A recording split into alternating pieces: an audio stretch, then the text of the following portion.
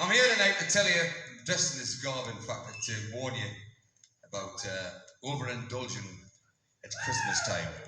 Now, I know everybody loves to go to parties at Christmas time, don't you? And then you all like to get drunk, don't you? And then you feel ill, don't you? Yes, you end up with an absolutely stinking headache, thumping, absolutely thumping. And you wake up in the morning with the driest tongue you've ever had in your life. I mean, it's not part of your body, is it? It's like a suede tie, you know? And you wake up next to somebody who you've had an intimate time with, but you don't know who it is. Oh. And you look down at your shirt and you see all this Scotch broth with carrots and stuff in it. Where'd that come from?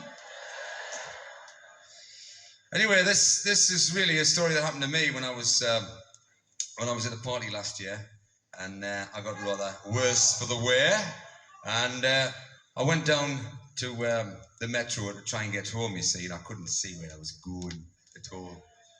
I didn't even know if I was going northbound, westbound, eastbound, southbound, wherever bound. I just got on the first train that come, you see, got down to the metro station. I mean, you know what the ticket machines are like for a starter. Just give that up, I jumped over the turnstile. Anyway, the metro came in.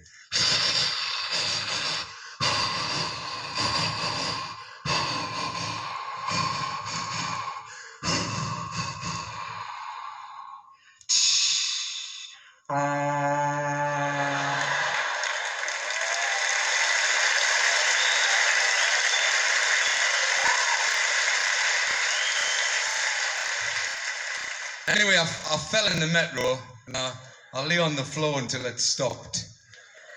And I got out, crawled out, in fact, nearly fell in between the bit where the platform is and the carriage, you see, but I managed to get out all right. I got my tail caught a bit, but anyway, I went up the escalator and got to the top, and I was nowhere near me home. In fact, I was in Youth or somewhere like that. And I got out, and there was no buses, all gone home because it was Christmas time. No taxis, and nobody would give me a lift because I was staggering all over the place. And I thought, well, I better walk, hadn't I? So my head was thumping, and I was feeling awful. I mean, you know, awful. It was freezing cold, and it was dark, and I started walking home, and it seemed like a mile. And then I came across this lay-by, and there was an old contractor's bus there, a double-decker bus, well, the workmen use, you see. There's a bait cabin and stuff like that. So I thought, I'll go and kip in there for the night. So I went in, it had a back entrance, so you could just jump straight in, you see. And I got in late, and I lay down on the bench seat at the back, just about to kip down, and awful smell. Whew, I thought, what's that? Bloody tomcats. Sprayed all over the bus. It was rotten, so I thought, hey, I'm getting out of here. So I thought, why don't I drive it? I'll just drive this bus home, man. I left the keys in and everything, so I couldn't get in the actual driver's compartment, so I had to smash the window at the back, you see. So I jumped in, I got all glass on my backside. I sat in there anyway, the driving seat. And I looked at the controls, and I thought, well, I know how to do this. I used to watch them when I was a kid, you know. Handbrake, gearbox. There's a crash gearbox, you know. Oh, terrible. I'll tell you all about it. It went like this.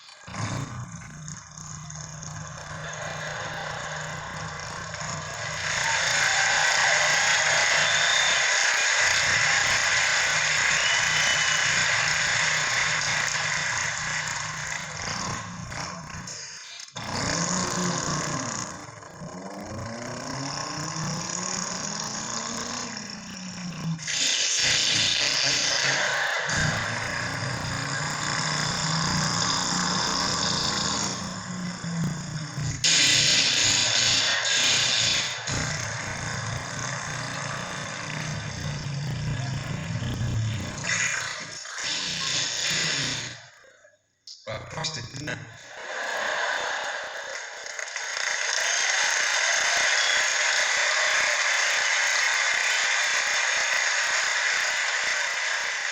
I just got to the first roundabout and I couldn't get the gears and I went straight over the top.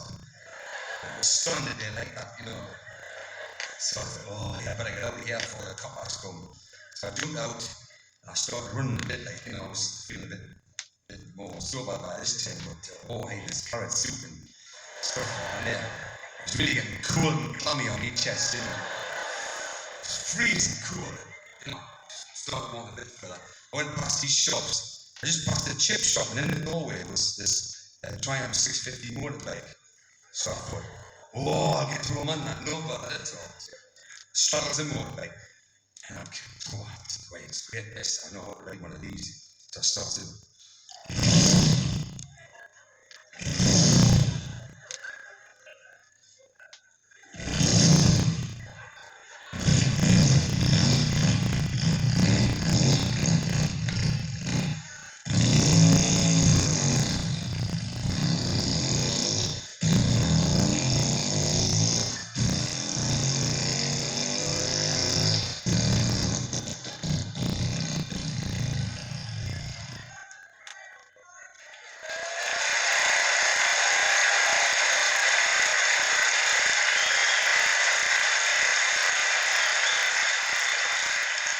I've got about 100 yards. Some boy had nicked it before we left no pepper in it. So I was right pissed off by this time. I was really mad. So I was walking as fast as I could, like, you know, took me over the curb and I went past this plain field. And there was a lot of goalposts and things in the plain field. Just past the goalposts on the corner was a World War II Spitfire standing there. Don't laugh, it's true, man. Standing there in prime condition. I thought, hey, that'll be just the job, I'll fly off on that. Straight over that time, right in the dual carriage under the underpass and impress all the neighbours when I get to it. So I walked over the water, you see, through the goalpost and up to the end. And just as I was getting close to it, I saw this fellow was slumped over the joystick in the cockpit, you see. And he was fast asleep, like, so I thought, well, I better wake him on then. So I knocked on that thing. What is this? He says, can you give us a lift, mister? He says, no.